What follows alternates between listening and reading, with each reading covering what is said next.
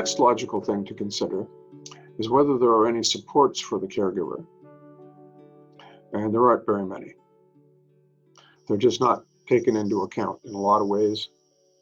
You can be cynical if you wish and say, oh, well, it's because it's mostly women doing it, and that kind of thing. But I don't think there's really any discrimination here. It's just that mostly women do it. You know, if the guy's at home taking care of his mother, and I have these situations, you know, the women don't have a monopoly on this. Well, they don't get support either. So if you happen to have a family member or a sibling who has developmental disabilities, well, then you can apply for what's called passport funding. Now, it's only if the person has developmental disabilities. It's not really cognitive disabilities. For example, it might apply to severe autism. That could be considered by Developmental Services Ontario a developmental disability.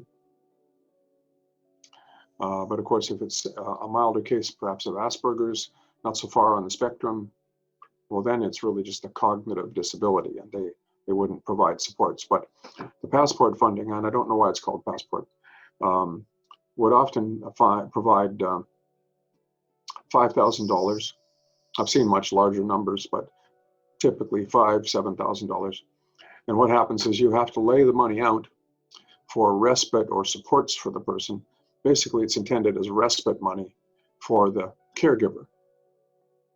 So you get approved for this money, and then you have to spend it, and then you're reimbursed.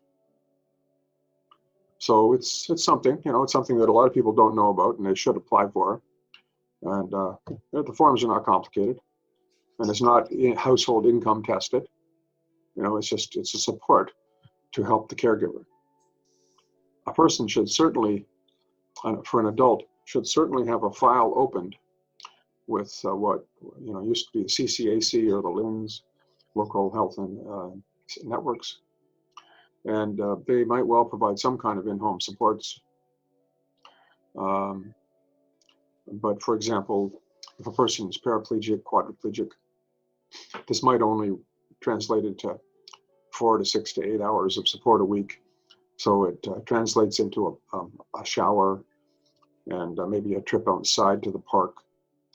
4 hours wouldn't be unusual. Now there are private organizations in Ottawa, for example. There's a group called Citizen Advocacy, and they'll pair people that have some cognitive developmental delays with a partner who will spend time with them and take them, go places with them, go to the movies, go bowling.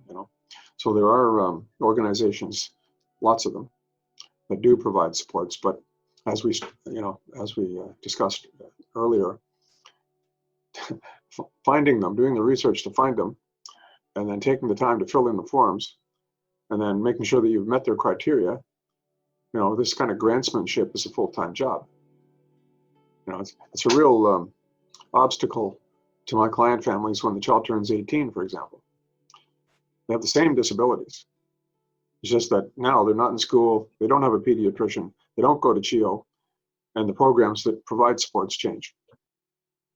So you have to go through the hoops again.